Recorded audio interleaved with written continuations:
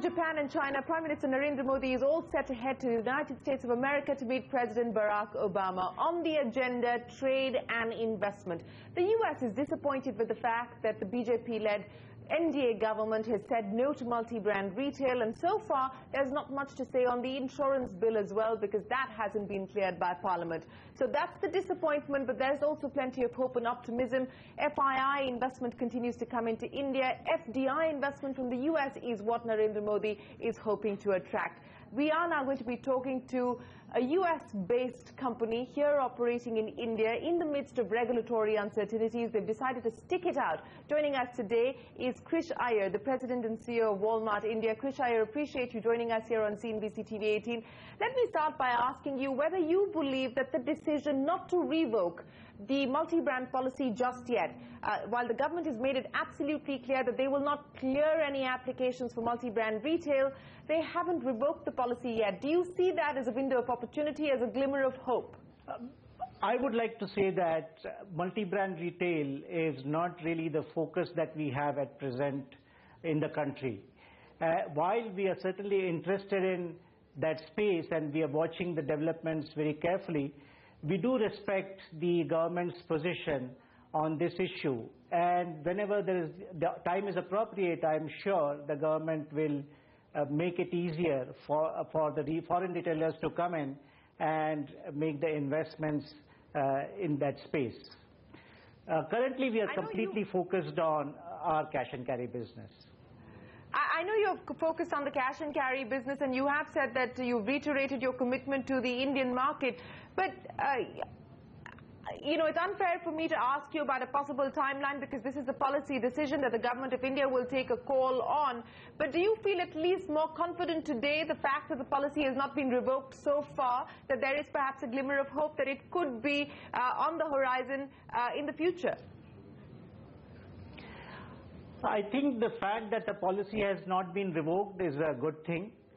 And as I said, I think as far as the future developments are concerned, we will continue to study that space and see when it becomes feasible. Okay, let me now talk to you about your plans for India, Krish.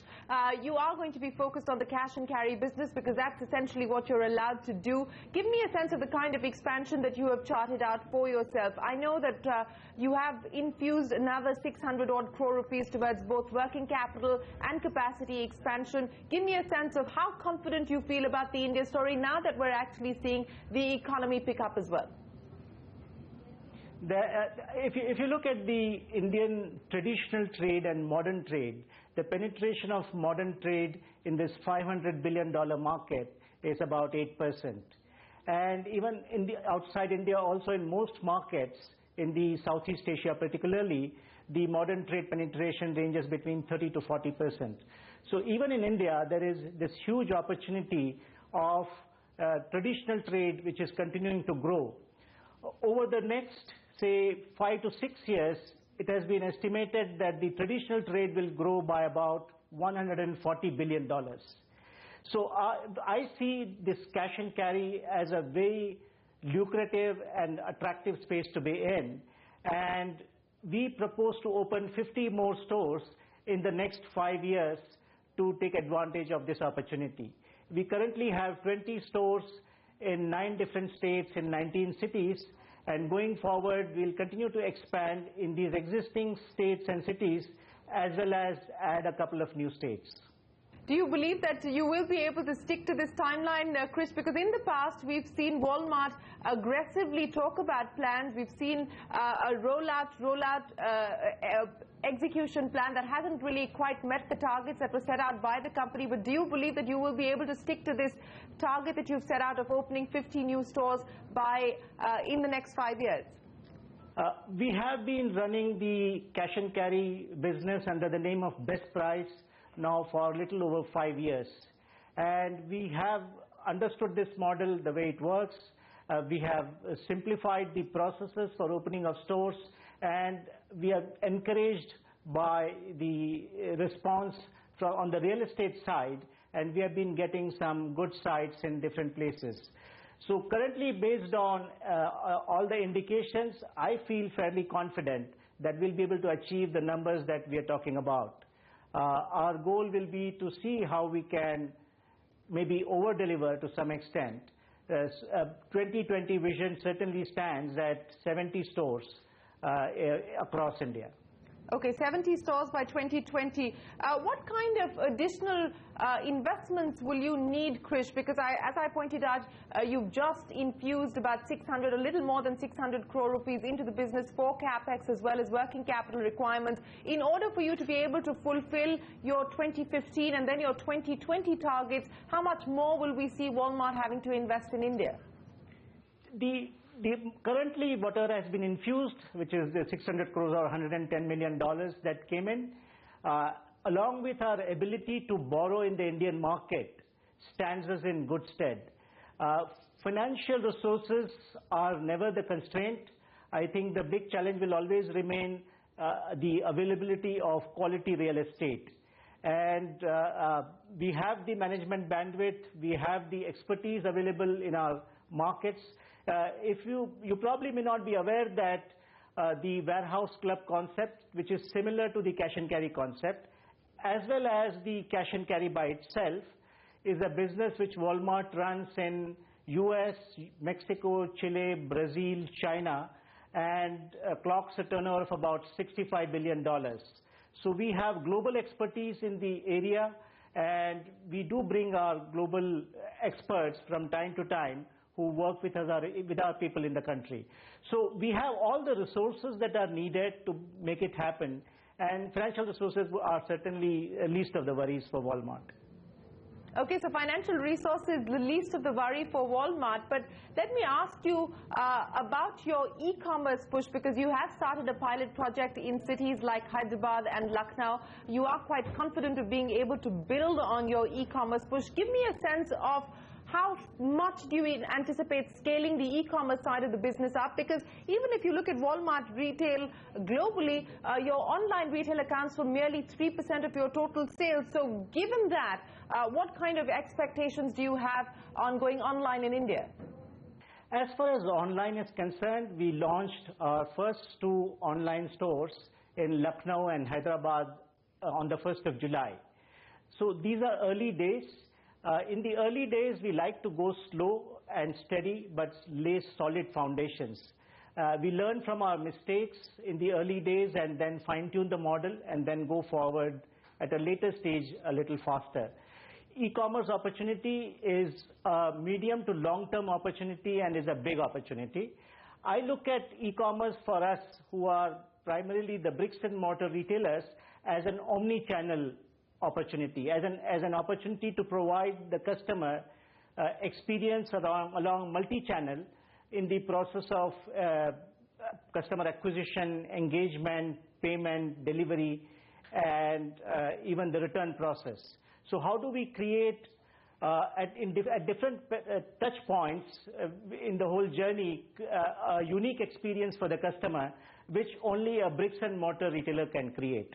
So we are not in a great hurry to make the e-commerce business really very big in the short term. The idea is to get it 100% right and keep our eyes on the customer all the time and keep learning. So starting 1st of October, we plan to now introduce B2B e-commerce in Guntur and Vijayawada. So Andhra Pradesh is a market where we operate, and we like that state in terms of further expansion. We have some better plans for the state of Andhra Pradesh as well as Telangana, and we propose to introduce the e-commerce bit there from 1st of October. Are you on track? Because I believe your earlier plan was to go nationwide as far as e-commerce was concerned by January of 2015. Are you on track to meet that target? We will. What I had said earlier too was that we'll start rolling it out in the rest of the stores from 1st of January and try and complete that in the year itself. In fact, we are ahead of the schedule. By launching it in Guntur and Vijayawada, we are actually bringing forward the whole plan by about 3 months. And I'm quite delighted because the response from our members in Hyderabad and Lucknow has been very good. And our team has done an outstanding job of overcoming some of the teething problems. What are some of those teething problems? And you preempted my question because that's exactly what I was going to ask you. When you talk to online retailers, what they complain about is the last mile distribution, and that really throws up the biggest challenge that they have to address. As part of the pilot projects that you've run so far in Hyderabad and Lucknow, what has emerged as the single biggest teething problem? See, the last mile connectivity, which is normally probably a major issue as far as the B2C is concerned, is less of a problem for our pilots in Hyderabad and Lucknow, because we have an existing store which we have been operating for a few years, and ours is a membership-based model. So the teething problems are more in terms of providing that education in the tier 2, tier 3 towns to the customers as to how to operate the internet, at times even helping them get the infrastructure. So getting the infrastructure, training them, explaining to them how should they operate on the internet and make those purchases, those are some of the initial issues that we have been able to tackle.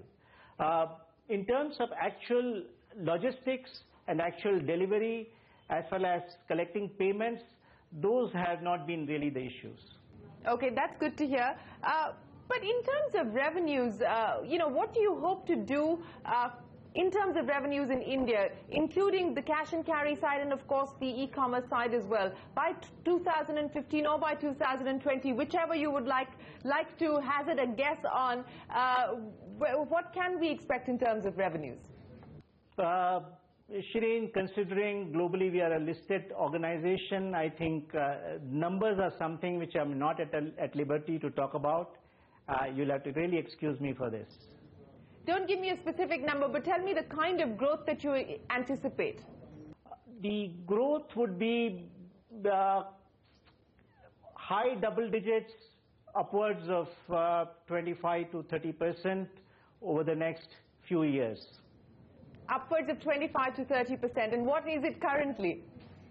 That's something which I'm unable to talk about, Shireen, but in general, I think we're looking at high, considering the number of stores. If I'm talking about putting up another 50 stores, quite obviously the growth figures need to be in the region of 25 to 30% or upwards of that. Well, on that note, we are going to take a break here on this special show. When we return, we continue our conversation with Krish Iyer, the President and CEO of Walmart India.